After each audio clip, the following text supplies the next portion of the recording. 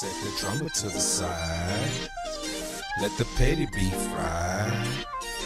It will be alright. Alright. Set that drummer to the side. Let the petty beef fry. Black negative from your mind. It will be alright. Don't let them people come and hide. Gotta swallow your pride. Look at what peace provides. It will be alright. Set that drummer to the side. Let the petty beef fry. Black negative from your mind. It will be alright. Don't let them people come and hide. Gotta swallow your pride. Look at what peace provides. It will be alright. In my whipping, I'm dipping. I'm on a celebration mission. Windows down, music bumping, no room for the tripping. I hit the stove for a brisk and a package of swishers.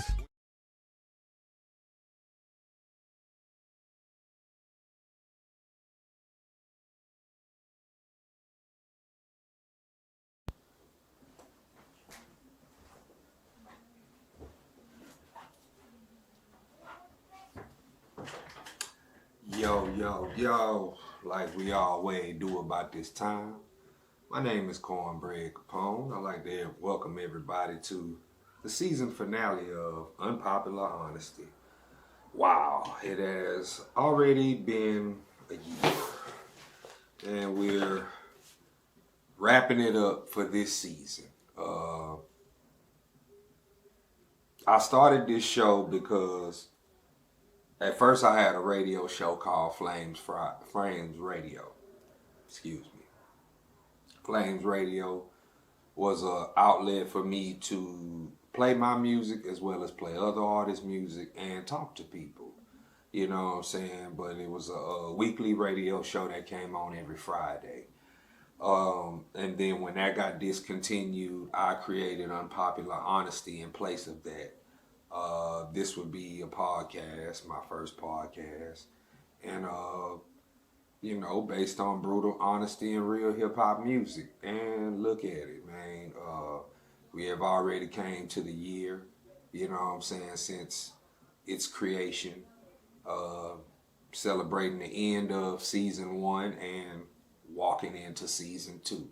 You know what I'm saying? With that being said, I would like to thank everybody who has ever watched. Everybody, every guest that has called in or that has came by the crib and chopped it up with me.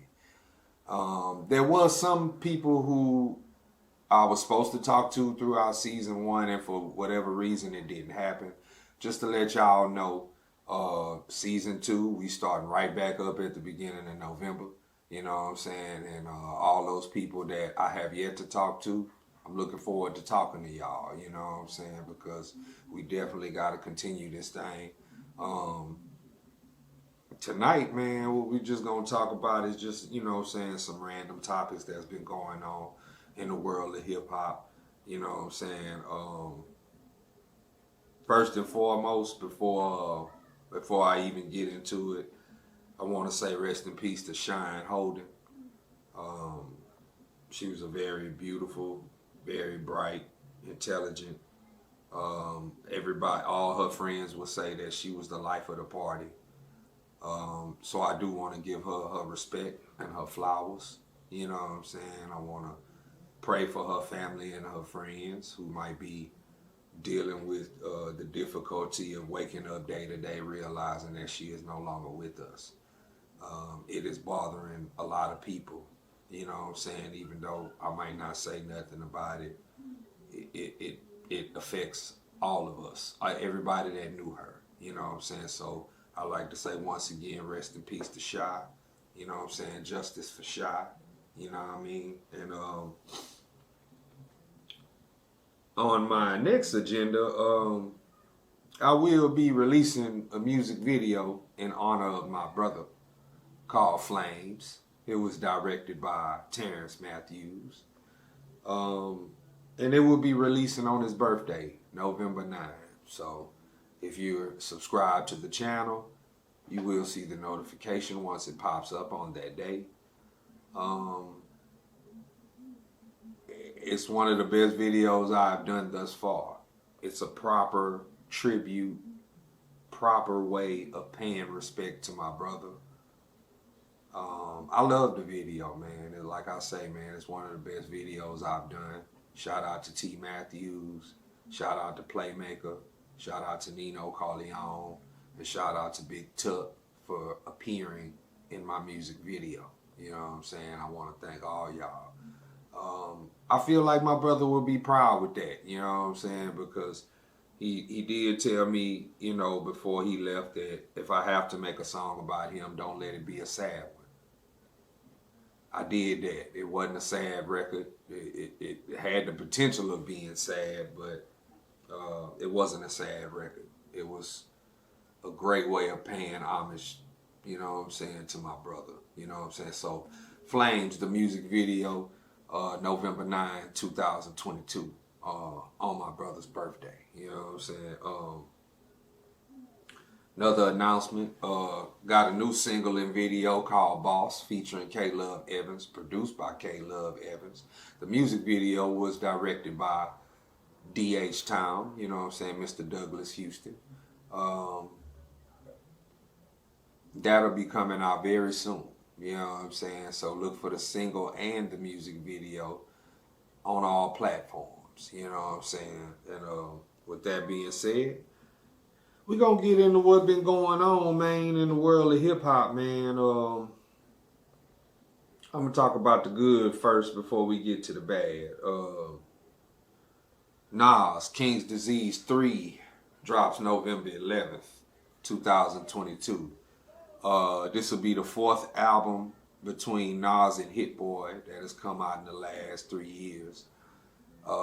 So far, King's Disease 2, and Magic are all great bodies of work. If you haven't heard those records, please go back and get them. Looking forward to KD3. I'm hearing that Wu-Tang is on it.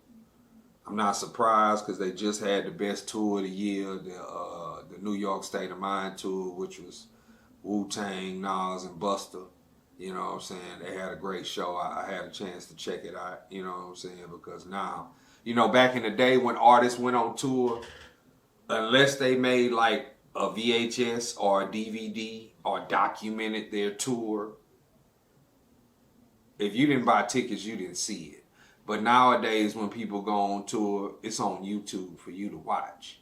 You know what I'm saying? So naturally, for me, just being a YouTuber every day and surfing, I came across the, you know what I'm saying, the actual show, and I watched it. You know what I'm saying? And was thoroughly pleased by the whole lineup, the whole setup. You know what I'm saying? I mean, it was a great show. You know what I'm saying? If y'all can go watch it, go check it out, man. But as far as King's Disease 3, Hit Boy is in the zone as far as production-wise. Nas is in the zone as far as lyrically speaking and you know, his themes and his content. So I'm just looking forward to it, man. You know what I'm saying? You know that we definitely going to do a review for it on Unpopular Honesty for sure. Mount Westmore, you know what I'm saying, the album that contains Snoop, Too Short, E40, and Ice Cube, has got an official release date for all platforms. Now, you may remember that this album was supposed to be released earlier this year, and I believe it was released as an NFT, you know what I'm saying, but now it will be hitting all platforms December 9th, 2022. Can't wait for that. You know I'm going to definitely review that one because all four of those artists, you know, I listen to, you know what I'm saying, coming up. Too Short, obviously the first out of all of them. Veteran, Bay Area, legendary, put it down with just about everybody, made records with just about everybody who was anybody from Pac to Biggie to Pimp C to everybody. So, Ice Cube, you know what I'm saying, the controversial pen behind records like F the Police and Straight Outta Compton, and you know what I'm saying, also the author of his own classic albums, America's Most Wanted, Death Certificate, you know what I mean? So it's a lot of respect for Cube. Cube still is held in high regard in lyrical terms. Then you got E40, the king of California slang, where a lot of people stole they lingo from, you know what I'm saying? And if you don't know, you can go all the way back to All the slang that 40 brought into the game, a lot of people didn't bit off of that and took it. You know what I'm saying? Not only that, ambassador to the Bay, you know what I'm saying? You know, he is him in short, you know, when you mention Bay Area rap, those names automatically come up, you know what I'm saying? And you got Snoop, you know what I'm saying? A lot of people would describe him as LA's king, Long Beach native, you know what I'm saying? Been putting it down for years, almost 20 albums in the game, now owner of Death Row Records. So I'm happy to hear Mount Westmore, you know what I'm saying? Very happy about that. Kendrick Lamar's Good Kid, Mad City is the only album that has been in the Billboard 200 for the last decade since its release. I still say it, man. Kendrick Lamar, along with J. Cole and Big Crit, are this generation's saving grace. Had it not been for them, this whole generation would have been washed. And I'm talking about all this generation of rappers would have been totally washed had it not been for those three individuals. I stand by that 110%. All right, well, unfortunately we got through the good stuff. Now we got to get to the bad. You know what I'm saying? You know, it's some fugazi activity going on out here, man. You know what I'm saying? And we're going to deal with it. We're going to deal with it head on, though. You know what I'm saying? So I'm going to say it like this. I said on my social media not that long ago that it's okay for a black person to get on in front of a camera or get on social media and say disparaging, disrespectful things about black people and nobody will bat an eye and nobody will say anything. But the moment you talk or make threats or talk down or disrespect anyone who is non-black, the rug gets pulled from under you. You lose platforms. People no longer want to do business with you. People are walking away from you. People take down interviews because of your views, because of your things that you're saying. Now, it's a lot that comes with this, right? Because in the middle of this, you have free speech, which there's no such thing as free speech anymore. And the reason why I say that is because if I say something negative about somebody who is non-black, they can pull this video offline instantly. You know what I'm saying? But let me say something bad about black people. Somebody that look just like me. Let me say, oh, when I see you, I'm going to do this and do that and do this and do that. Nobody's going to bat an eye. Matter of fact, that's probably going to be the most watched video. They're going to comment. They're going to like it. It's going to get shared. It's going to get all the attention in the world. But not going to happen if I say something about somebody that's non-black. If I say something about somebody that's non-black, I could lose my platform. They can unplug the whole thing. And nobody pays attention to that. Or maybe people pay attention to it and they just don't want to speak on it. But this is unpopular honesty. Let's be brutally honest. We all know what's going on. We all know who controls things behind the scenes. And it's not black people. You have hip hop, the most listened to genre of music in the world, generating millions upon billions of dollars. Yet, outside of the veterans and the people who are old enough to know better, and the people who have enough money to acquire the rights to their own music, how many rappers own their catalog? How many rappers own their publishing? How many rappers own anything from their name to a piece of land to a car? We can go down the line here. You know what I'm getting at. We think because, especially this generation, they think because, their numbers are high and their viewership is high that they're in a position of power. As long as you're signed to a label, you're not in a position of power. As long as you have to answer to someone, you're not in a position of power.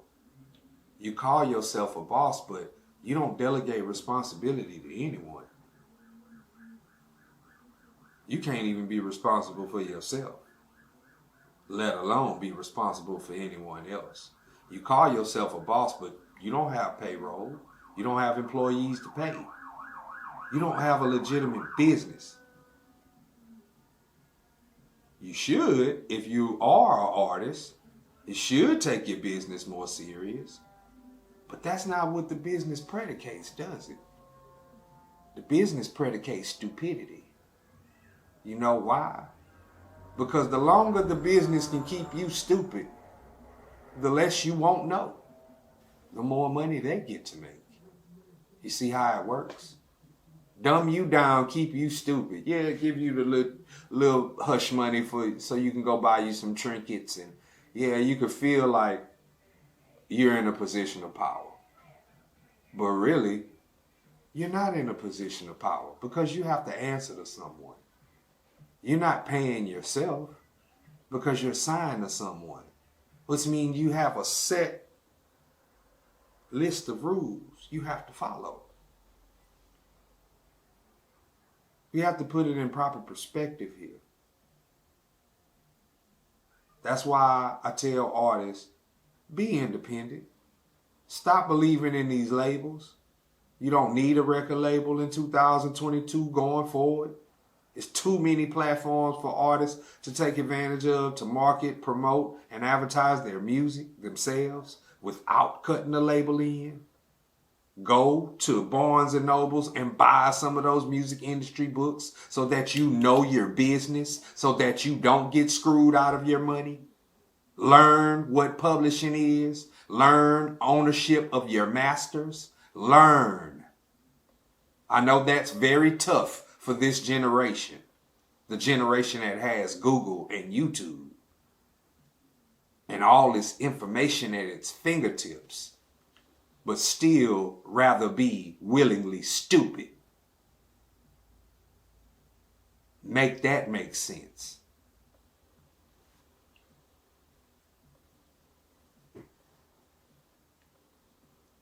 It's a big thing, man, because it's censorship, it's free speech, it's, cancel culture, it's bottom lines being affected.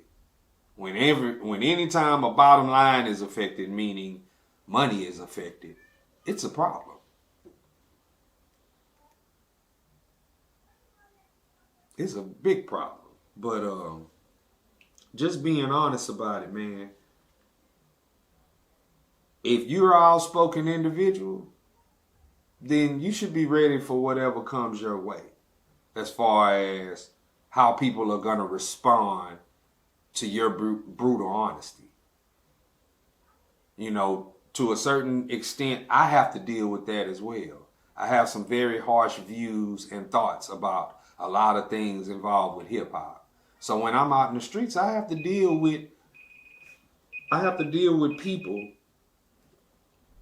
who might not like it. You know what I'm saying? Matter of fact, I know that I'm around people that don't like it. Because I can tell by their actions that they don't like it. Yeah, man. Well,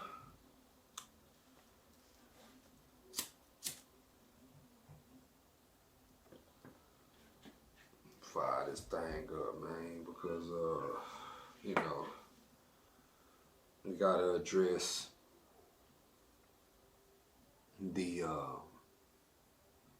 I'm not going to use his name, All I'm gonna call him is the activist turned internet clown. Maybe, I say a little over a year ago, I started watching this individual's videos. And, I'm listening to his talking points and listening to his views and why he feels the way he feels about rappers. And for the most part, a lot of things that he says when he's not in his character, when he's regular, speaking calm and sensible, he makes a lot of sense when he's talking about rappers.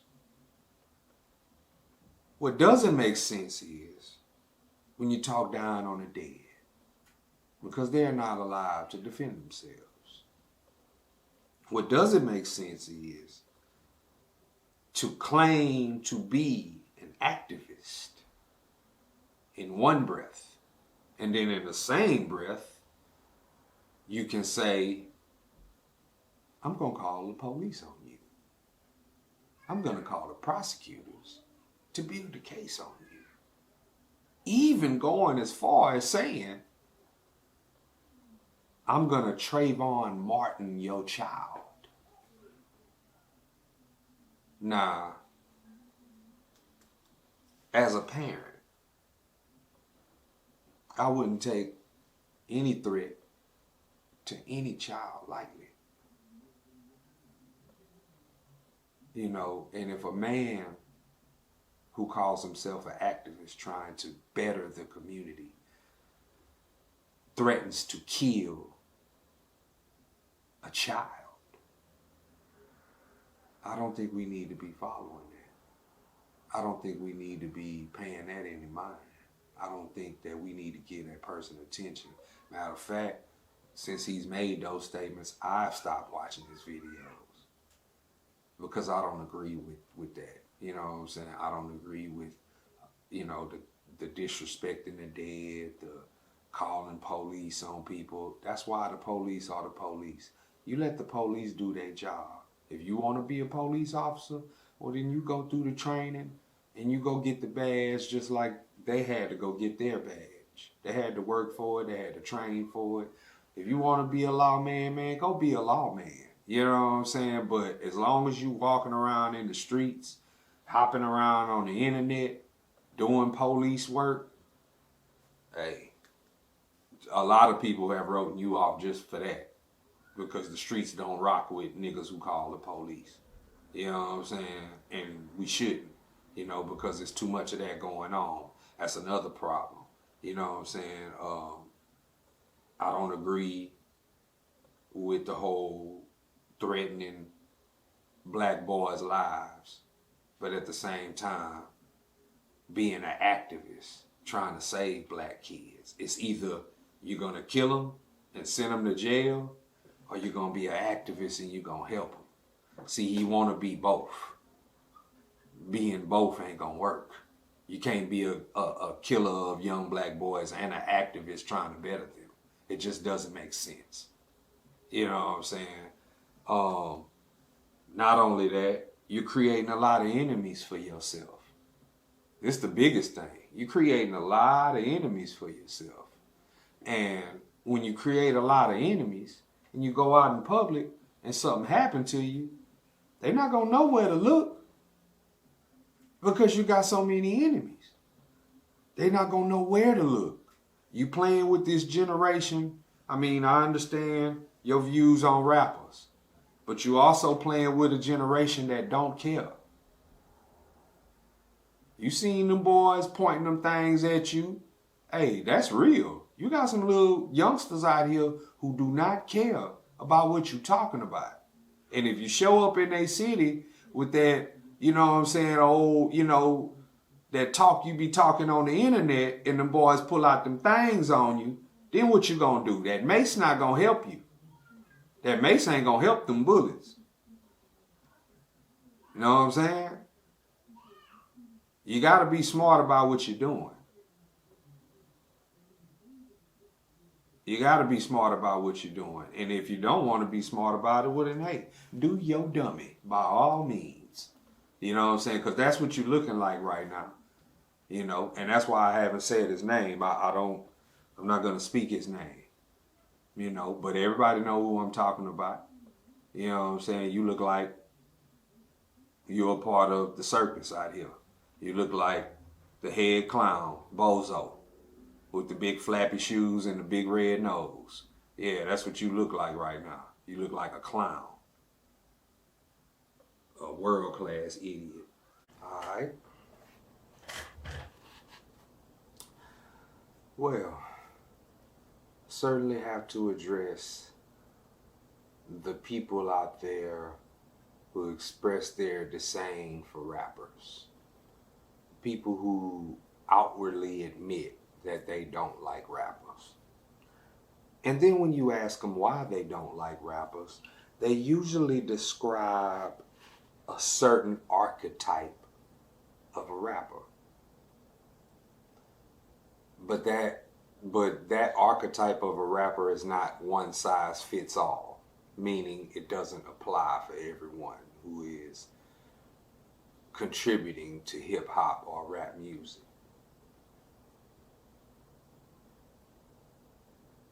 Everybody is at liberty to dislike whoever they feel, even me. But you must make it clear.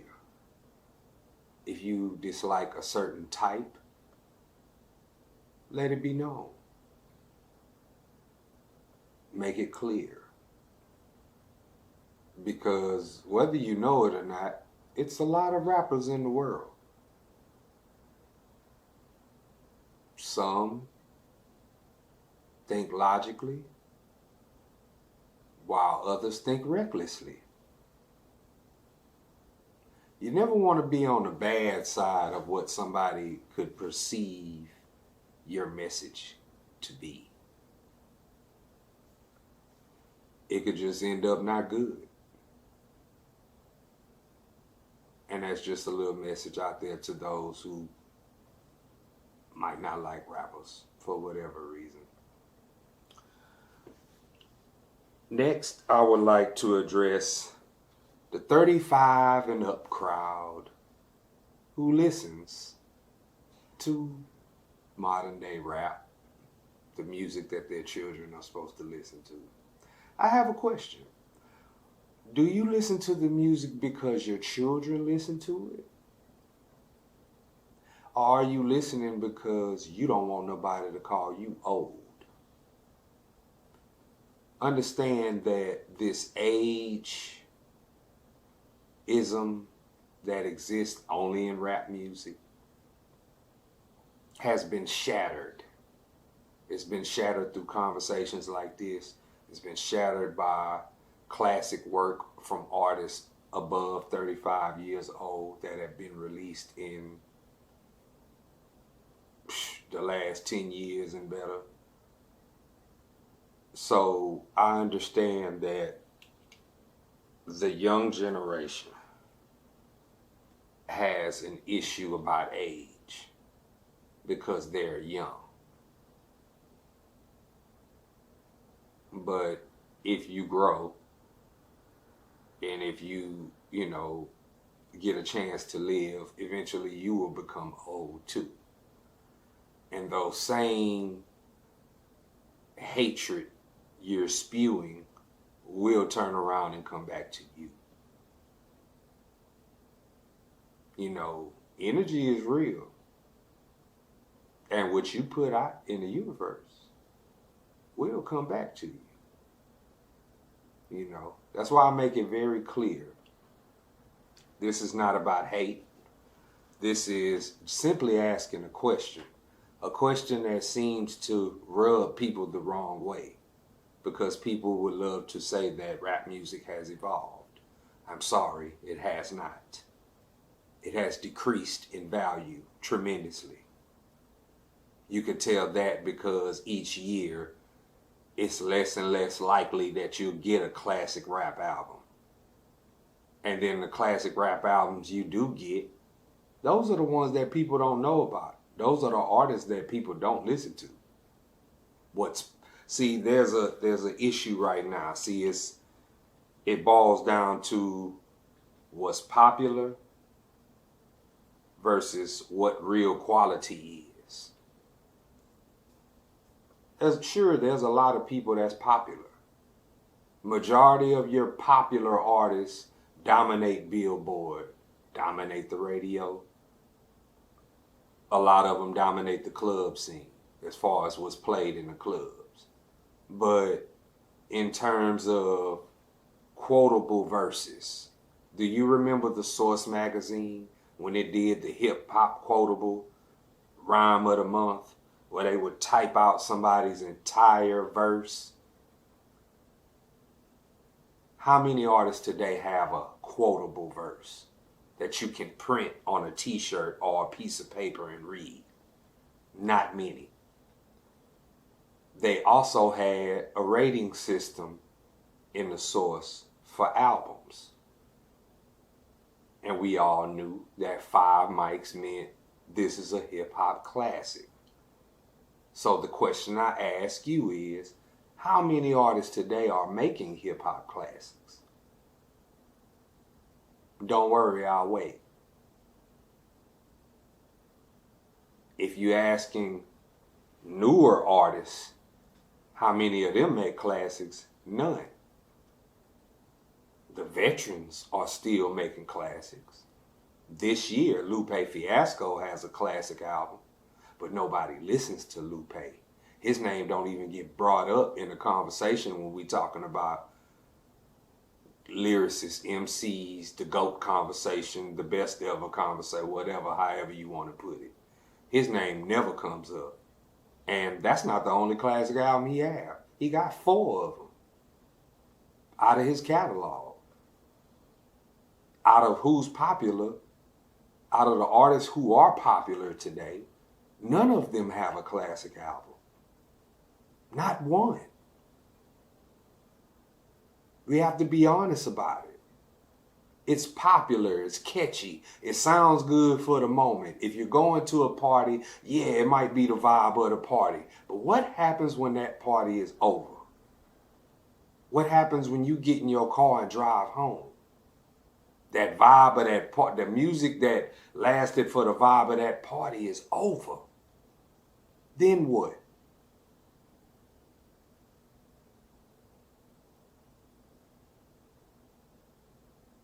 And my thing is, another thing I want to address is, there's a lot of people online who discuss hip hop today. A lot of people who talk about hip hop today. But a lot of them don't know what hip hop culture is. And I'm going to explain what I mean. You have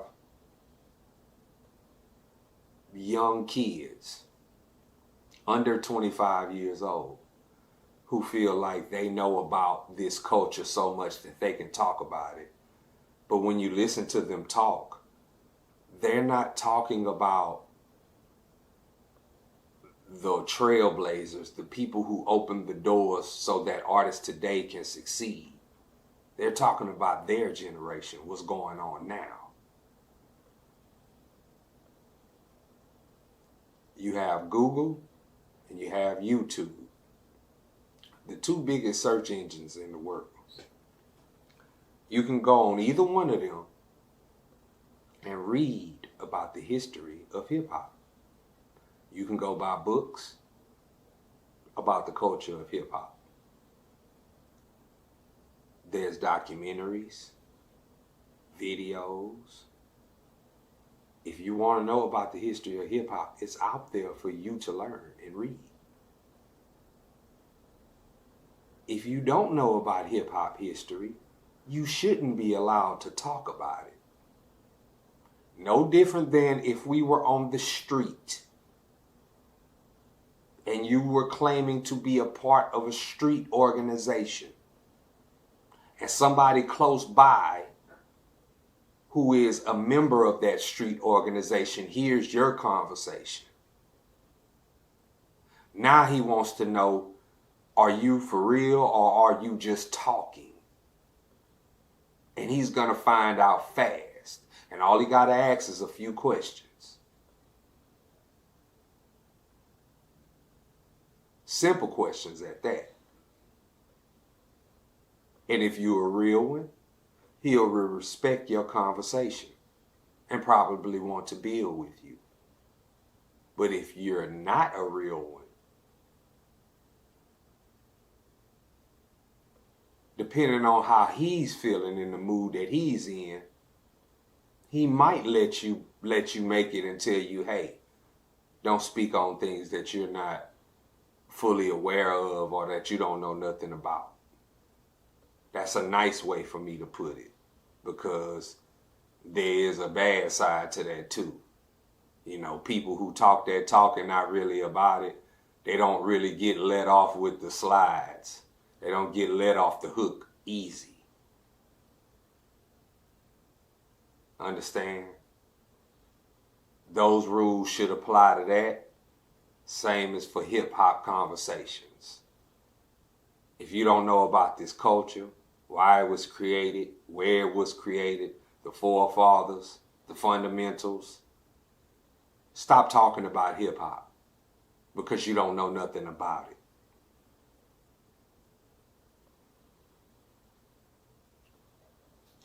And with that being said, man, we have come to the end of season 1 of Unpopular Honesty. I'd like to thank everybody who has ever watched, liked, commented, subscribed to the channel. I appreciate it. We're going to continue to push this thing. I got plenty of dope interviews set up for season 2. You know what I'm saying? On location interviews. And yeah, we're going to be doing a lot of different things next season. You know what I'm saying? I want y'all to stay tuned. On behalf of myself and the good people at One Man Records, I am Cornbread Capone. This is Unpopular Honesty, the home of brutal honesty and real hip-hop music. And until next time, everybody, peace and love. Because that's what the world needs, man. Peace and love.